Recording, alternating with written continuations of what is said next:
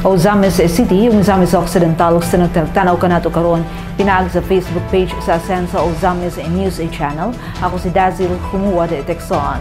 This is O Zambales Today.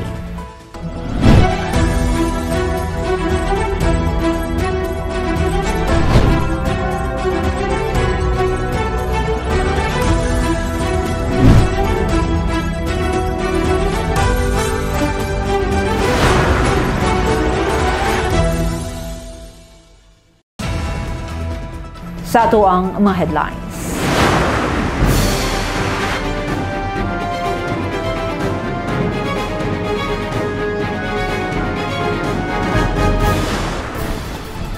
Dakbayan sa Oroquita may pahayag sa lingkod nga suporta sa liderato ni Governor Waminal. Tacurong City officials nagpahigayon og benchmarking sa 7 ka mga syudad sa Mindanao. Best practices sa Asinso Osamis Administration gustong awaton. Launching sa special program and sports sa DepEd Osamis gipahigayon. Livelihood ug turismo may kusog na sa lungsod sa Sinakaban bunga sa paglambo sa mga kadalanan. Enrollment sa Osamis City National High School nagpadayon. Tourism port sa Sinakaban gisugda na sa pagtrabaho. Di masukod nga kalipay gipati sa usa ka anak kansang amahan natabangan sa pagpa-ospital niini.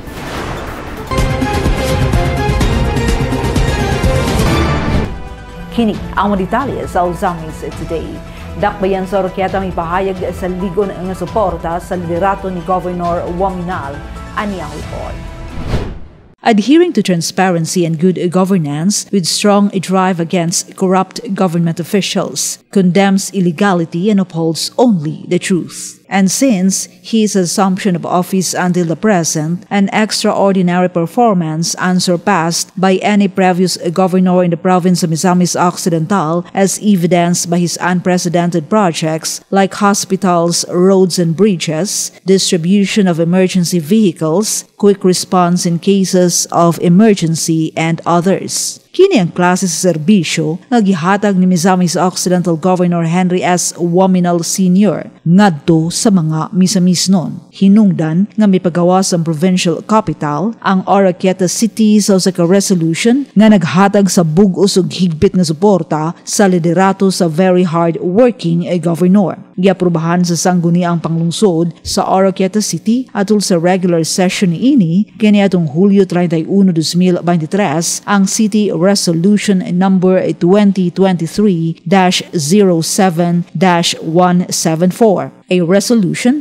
expressing/manifesting strong support to the leadership of Attorney Henry S. Waminal, Provincial Governor of Misamis Occidental, nga gi-author ni Vice Mayor Honorable Virginia M. Almonte, ug City Councilors Majority Floor Leader Honorable Isaias U. Claros Jr., Honorable Vincent J. Gontero, Honorable Sol Jude Gamalinda, Honorable Joel B. Aclao, Honorable Jesse S. Ambuang, Honorable Joel A. Fernandez, Honorable Eileen M. Taladwa, Honorable Assistant Majority Floor Leader Arthur Q. Inanoria, Honorable Noel B. Undag Sr., Honorable Alfredo Y. Boliano Jr., Honorable Heinrich von Gonzaga o Honorable Jolly T. Gomulon. Gipirmahan sa siyam ka mga city councilors with 1 on leave ug 3 ka mga sectoral representatives. Gipamatud-an ni Vice Mayor Virginia Almonte ug giaprobahan ni Oroquita City Mayor Lemuel Merrick M. Acosta ang nahisgutan nga city resolution nagsumikad sa Senate Committee on Public Order and Dangerous Drugs Inquiry in aid of legislation kalabot sa giingon nga inhumane, violent and irregular acts perpetrated by the PNP personnel and unknown persons batok ni suspended Bonifacio Misamis Occidental Mayor Samson Dumanhug. Sa iyang bahin mismo, gitanaw usab ni Governor Waminal ang maong Senate inquiry nga usa ka oportunidad nga mahatagan og katin-awan ang rason luyos sa nahitabong tensyon tali sa probinsyal nga kagamhanan ug sa suspendidong mayor. Ang panerbisyong pangalagad ni Governor Waminal nakasentro sa transparency ug good governance nga may higpit nga kampanya batok sa kurakot nga mga opisyal sa kagamhanan ug nagkondena sa ilegalidad ug nagtuboy sa kamatuoran. Sukad pa sa pagsugod sa termino ni Governor Waminal hangtod sa kasamtangan, gipakita sa gobernador ang labaw sa kasarangan nga agi sa trabaho nga wala mahimo sukad sa nanglabay nga mga gobernador sa probinsya nga makita sa wa panahimo sukad nga mga proyekto sama sa mga ospital, kadalanan og mga tulay ug pagpanghatag sa mga emergency vehicles, paspas ug abtik nga aksyon panahon sa emerhensya ug uban pang mga proyekto ug programa. Nagtuong sangguniang panlungsod sa Dakbayan sa Oroquieta nga ang gihimo sa suspendidong mayor sa Bonifacio sa pagsupak sa pagkanaog sa pwesto taliwala sa giserve nga suspension order dili lamang illegal apan nag-apekta usab sa operasyon sa munisipalidad. Nagtuo sa bang August body nga aksyon ni Governor Waminal kalabot sa Bonifacio incident tukma og gikinahanglan aron malikayan ang edugang pang-edanyos sa nahisgutan nga lungsod. Ang mga kopya sa City Resolution number 2023-07-174 nga nagpahayag sa ligon nga suporta sa Dakbayan sa Oroquieta kang Governor Waminal gihatag usab ngadto sa buhatan sa gobernador alang sa impormasyon ug pagpakita sa panaghiusa sa buhatan sa presidente sa nasud, sa Senate of the Philippines, House of Representatives, the Department of the Interior and Local Government, sangguniang panlalawigan of Misamis Occidental ug sa tanang mga syudad ug lungsod sa probinsya sa Misamis Occidental. Takurong city officials nagpahigayon og benchmarking sa 7 ka mga syudad sa Mindanao. Best practices sa Asenso Ozamis Administration. Gustong awaton dito ni Bernal Tecson ng maong balita anyang report.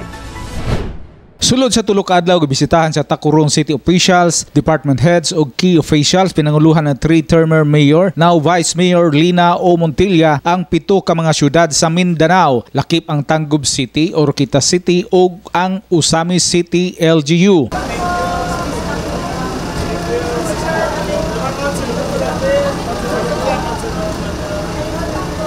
Ang team sa Takurong LG officials mahinangpong giabi-abi sa Asenso Ozamis team, city councilors pinanguluhan ni Vice Mayor Bibiniri dito sa opisina sa Vice Mayor ug dayon dito sa Asenso Ozamis Session Hall. And ay po token po from Takurong.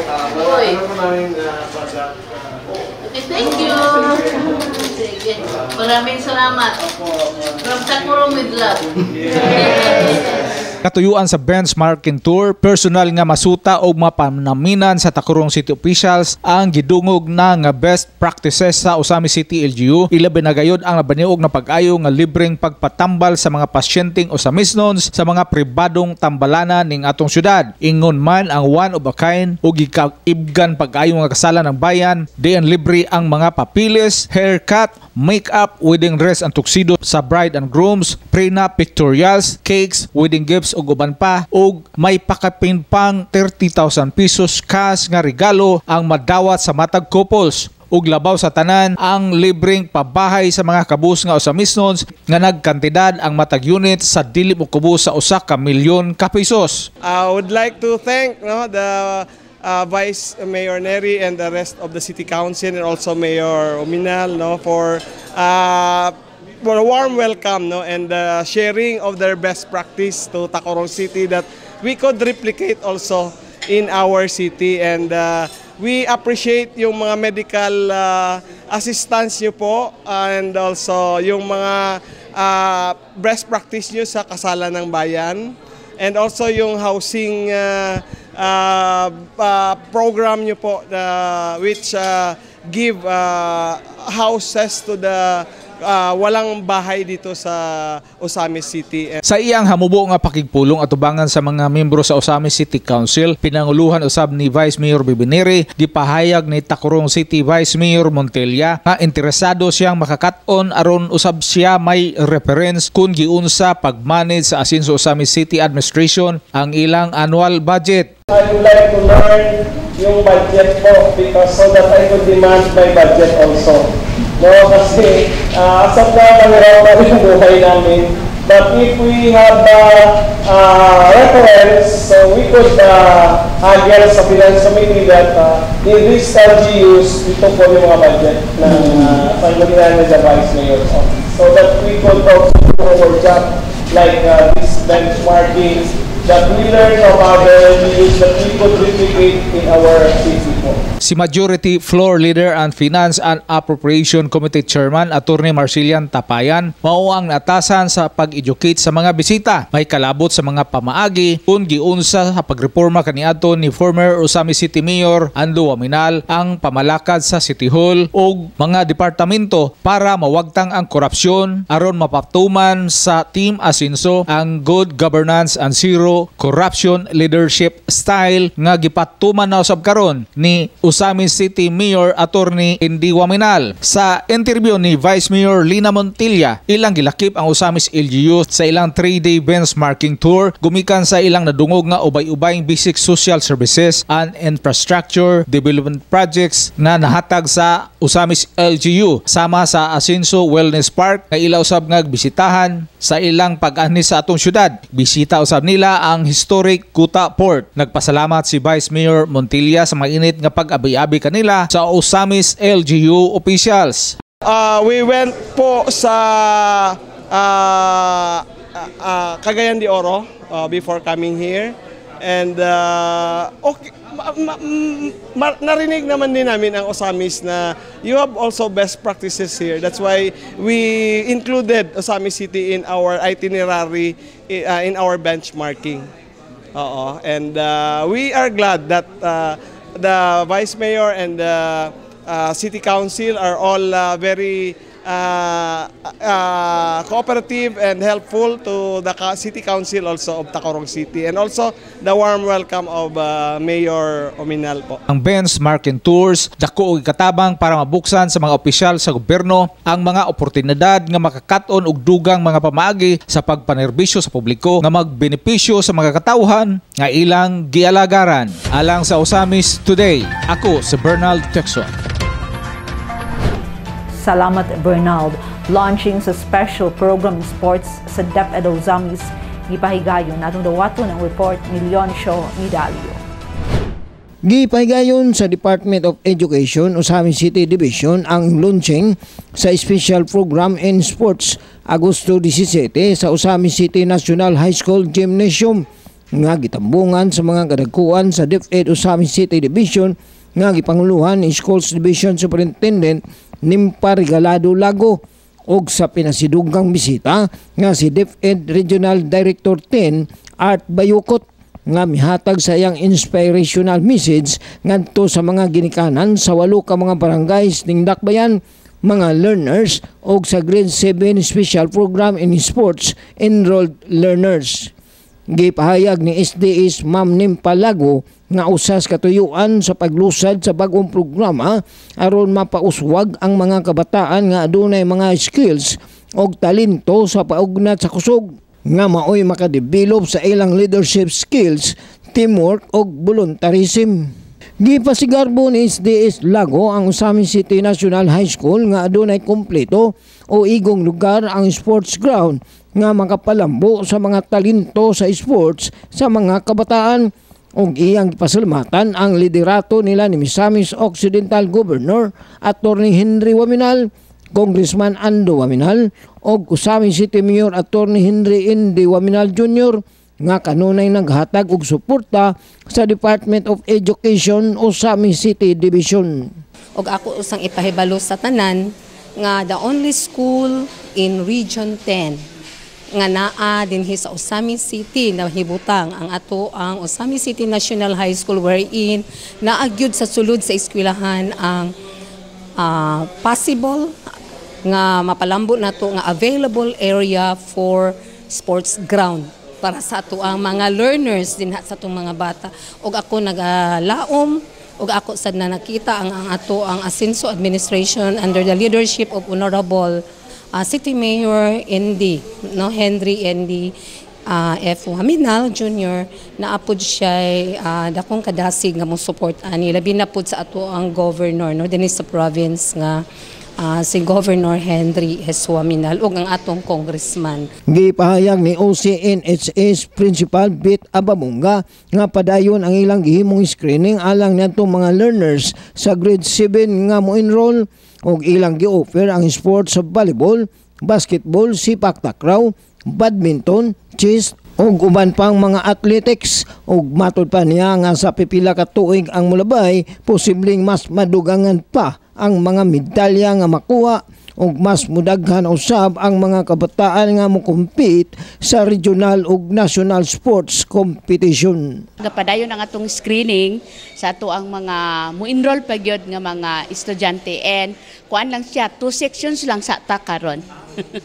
Okay. So thank you so much sa tuang Schools Division Superintendent Dr. Nimpa kay siya giutor ana gyud pushing me to open such a special program sa sports. Regarding sa itong facilities, nag-inventory ta, napatay mga gigagmay, pero napagyutay kakulangon pohon-pohon as the special program mo go pagyud sa iyahang journey, then that's the time nga we will ask the support, of course, sa ato ang local government unit, sa ato ang mayor.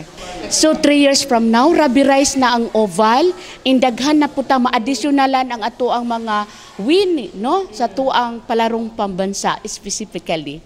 So, atong mga bata, through the support of local government unit, I'm sure ang ato ang mga facades, ang atong facilities sa City High ma-improve, ma-enhance usab, and then the more nga atong mga bata competitive sila with regards to sport. Alang sa Usamis Today, ako si Leoncio Medallo. Salamat Leoncio. Livelihood ug turismo mikusog na sa lungsod sa Sinakaban bunga sa pagpalambo sa mga kadalanan. May report si Adoni Dicena.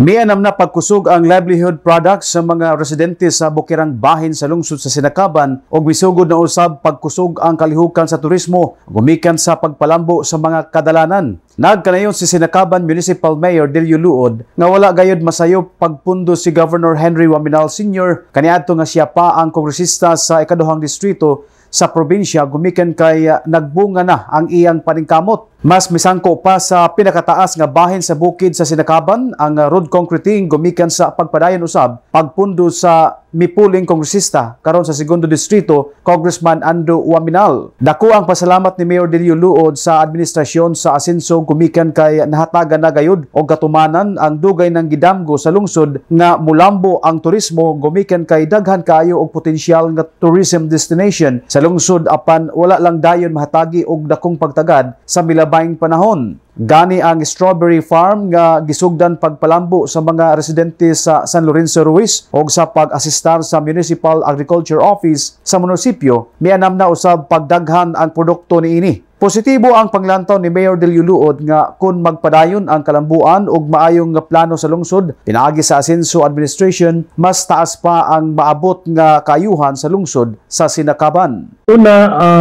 nagpadayon ang ato ang pagtrabaho sa atong mga kadalanan, no? Kini nga mga infrastructure projects na sugdan ni panahon ni then Congressman Henry Waminal niya karon si gobernador gipadayon ni sa iyahang anak sa ato ang pinalanggang congressman si Kung Ando, no? So pasalamat ko sa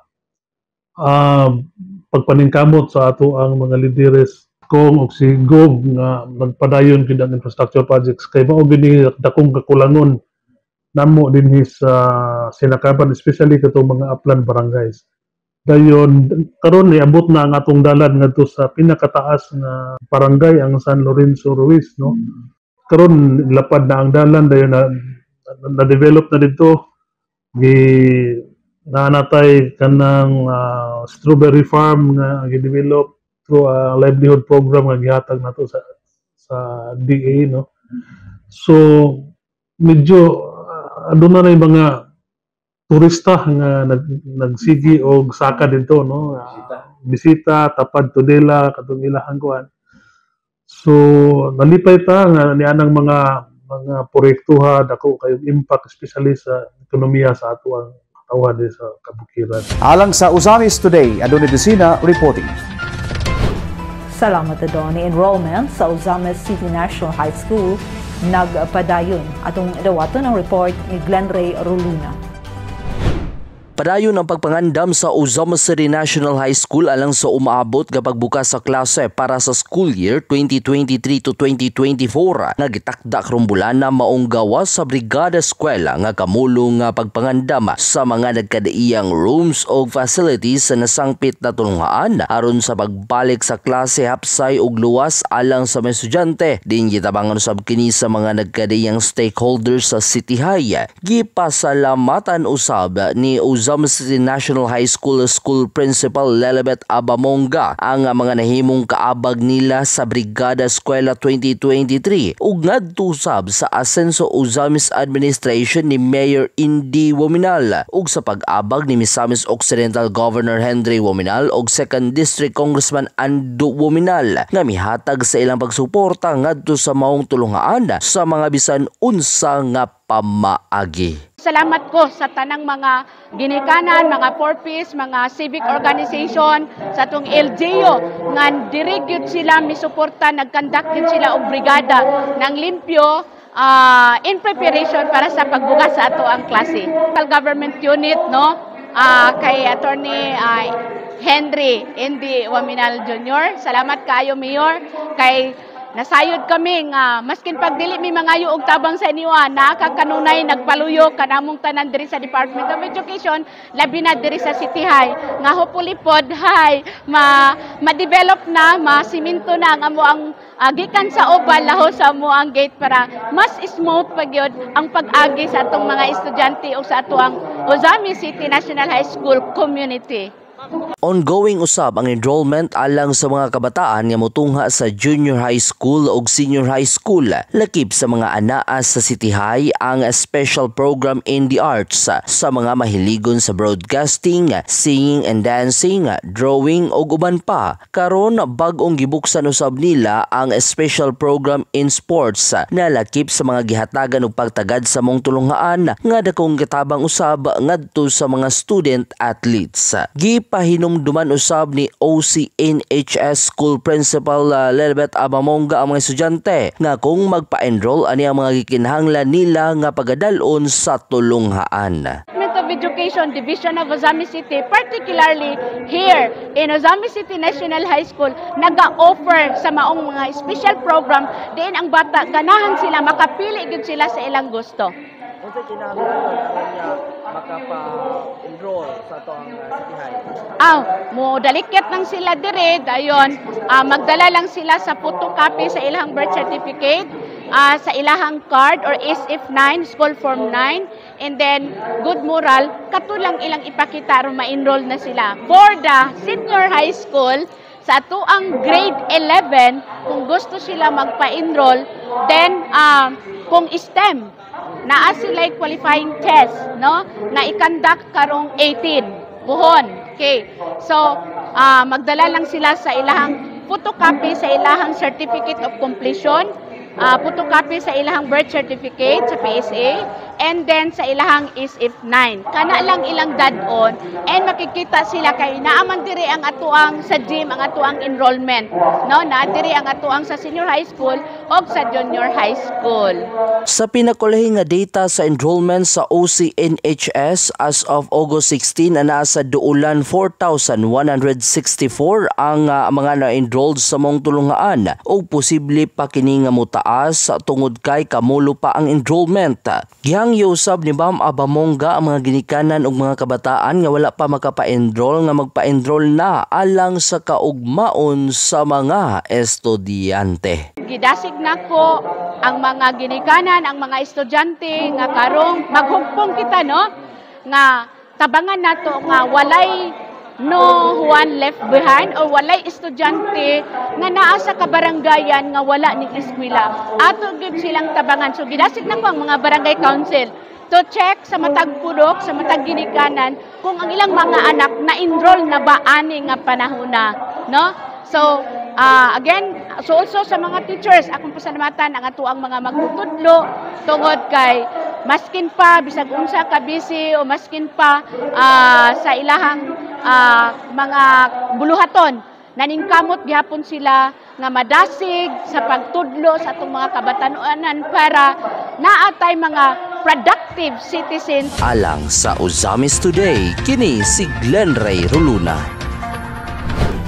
Salamat Glenn. Tourism Port sa Sinakaban gisugdan na sa pagtrabaho. Balik alang sa good news si Adoni Dicena. Tourism Port sa Sinakaban gisugdan na pagtrabaho. Gisugdan na pagtrabaho ang proyekto sa turismo nga magkonektar sa aktibidad sa turismo sa mga coastal area sa Misamis Occidental. Ang kanhi Fishport building ana mahimutang sa coastal area sa lungsod gihimo na karon kining tourism port diin ang maong edipisyo himuong dungguan sa mga yate o lansa nga maghatod og musuroy sa mga turista gikan usab sa mga tourism port sa ubang lungsod. Kini nga proyekto giusahan og pondo ni Governor Henry Waminal Sr. sa Kapitolyo o Congressman Andrew Waminal. Nagkanayon si Sinakaban Municipal Mayor Delio Luod nga gipaningkamutan sa Asenso Administration nga mapalambo ang tourism industry sa probinsya gumikan kay ang turismo lang ang usa sa mga pamaagi nga mohatag og kalambuan sa probinsya gawas sa agriculture industry. Kining proyekto na hilakip usab kini sa gituki ni Governor Henry Waminal Sr. sa iyang second State of the Province address niadtong Hulyo 1. Kay diha nakita ninyo karon do na nay isugdan nahuman ang isa ka building para restaurant. Dayon himuon na to ng port para sa tourism. Natay mga floating cottages po diha. Nya katong madayon to nga dunay kanang pwede na dungguan niya og dagko nga lansa para sa tourism gikan Bonifacio gusto ka mohapit Sinakaban natay port dayon going to Orqueta sa Pangdalaga no sorry no so mo na ato ang nakitang gi-develop. Pasalamat ko ni Gob sa iyahang ang kakugi niya paghatag na itong inspirasyon nga naningkamot siya nga makakita ang pundo na ipundo para lang yun nga matuman yung nga proyektuha. Kaya sa akong tanaw, the only way nga makakumpita o makapauswag sa ekonomiya na to is pinaagi ra gyud sa pag-suporta sa ato ang agrikultura. We belong to an agricultural province. O ato ang turismo. Kay kung mo-attract ang daghang turista, nagi daghang kwarta masulod. Dayon, may kwarta, at least doon ay panginabuhi ang katawan, malumupyo nga na diri ta. Alang sa Uzamis Today, Adoni Dicena reporting.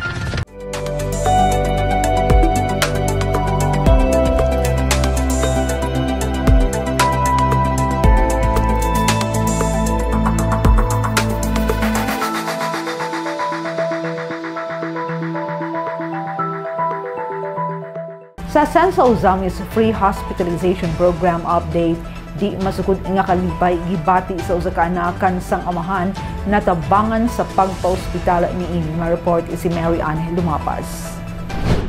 Usa sa natabangan sa Asenso Uzamis Free Hospitalization Program ang malipayon og mapasigarbuhong mipadayag sa dako niyang pasalamat sa administrasyon ni Uzamis City Mayor Attorney Henry F. Waminal Jr. Kini ang gisaysay ni Joelcy Mihoy, 33 years old, nga nagpuyo sa Purok 2 Karangan, Uzamis City. Sumala pa niya na confine ang iyang amahan nga si Julio Mihoy, 61 years old, sa Faith Hospital tungod sa internal hemorrhoid ug diabetes. Maong midanghop dayon siya sa Uzamis Free Hospitalization Program sa Uzamis Administration tungod sa kadako sa ilang excess bill nga mikabat sa kantidad nga 80,204.11 centavos. So ako nag-avail sa medical assistance para sa ko ang papa nga na-admit sa Faith Hospital.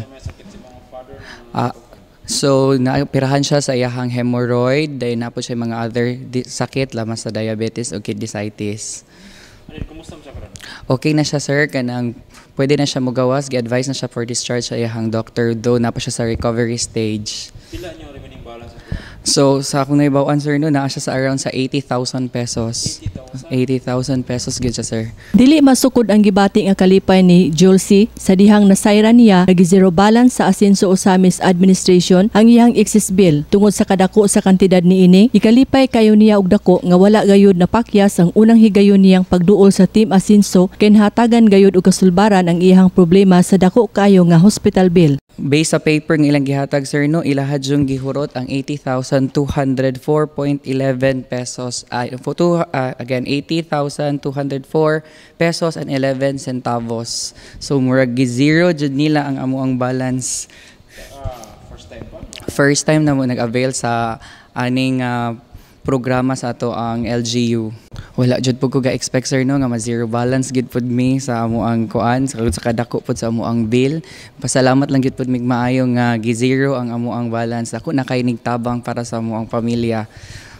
Sumala pa niya nga sukad nga namugna ang maong programa sa Asenso Osamis Pre-Hospitalization dinhi sa Dakbayan, dako kayong tabang sa mga katawhan tungod kay nakuhaan ang gihambin nila nga mga kabugat o mga kabalaka kung adunay miyembro sa pamilya nga mahospital. Gidugang pa niya na dili matukib ang gibati niyang kalipay mao nga lakip usab sa pagpasalamat niya ang tibok konseho sa Dakbayan ug ang nagdumala sa Team Asenso Osamis Administration si Mayor Attorney Andy Wominal nagipadayon kining maong programa.